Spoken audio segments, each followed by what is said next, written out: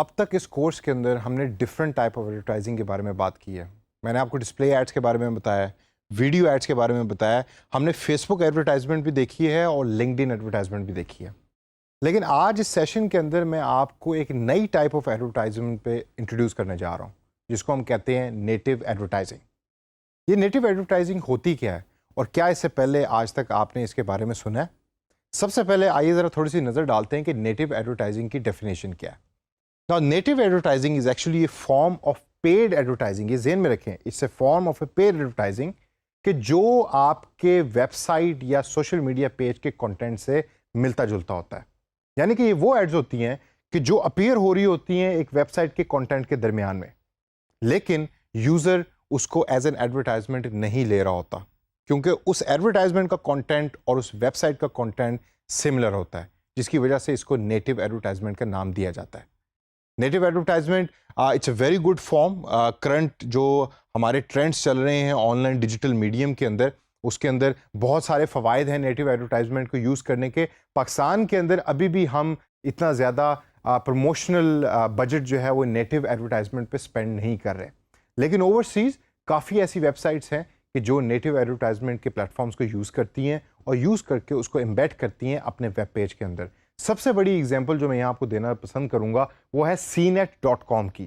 CNET.com دنیا کی سب سے بڑی پروڈکٹ ریویوز کی ویب سائٹ ہے, اور CNET کے اوپر اگر آپ دیکھیں تو ود ان دی کانٹینٹ جو CNET خود پبلش کرتا ہے اس کے اندر ڈفرینٹ نیٹو ایڈورٹائزمنٹ پلیٹفارم کی ایڈز بھی اپیئر ہو رہی ہوتی ہیں. انہی ڈفرینٹ ایڈورٹائزمنٹ پلیٹفارم میں سے ایک پلیٹفارم ہے ٹبولا, جس کے بارے میں ہم اگلے چل کے سیشنز کے اندر پڑھیں گے بھی. لیکن آئیے ذرا تھوڑی سی نظر ڈالتے ہیں کہ نیٹو ایڈورٹائزمنٹ کے فوائد کیا کیا ہیں.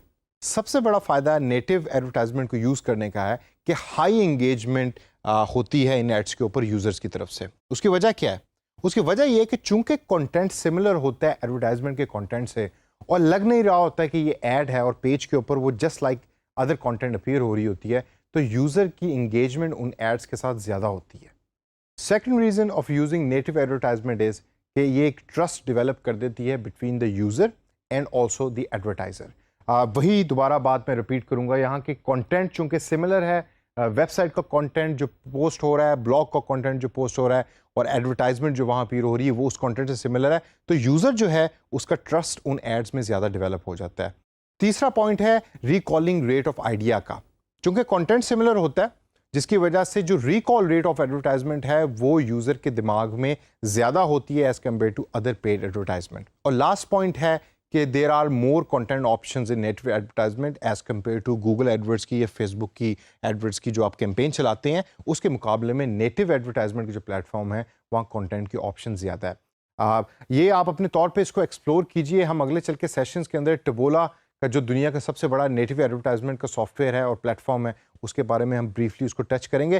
فری لانسنگ کی ویب سائٹس جو ہیں ان کے اوپر نیٹو ایڈورٹائزنگ کی جابز اویلیبل ہیں, اتنی زیادہ نہیں لیکن اویلیبل ہیں, اور اس کے میکنزم اور ڈائنامک سملر ہیں دوسری ٹائپ آف ایڈورٹائزمنٹ کی طرح کے. لیکن صرف فرق یہ ہے کہ یہ وہ کنٹینٹ یوز کر رہی ہوتی ہے ویب سائٹ کے اوپر کہ جو ویب سائٹ کا اپنا کنٹینٹ ہوتا ہے, جس کی وجہ سے اس کو نیٹو ایڈورٹائزنگ کا نام دیا جا رہا ہے.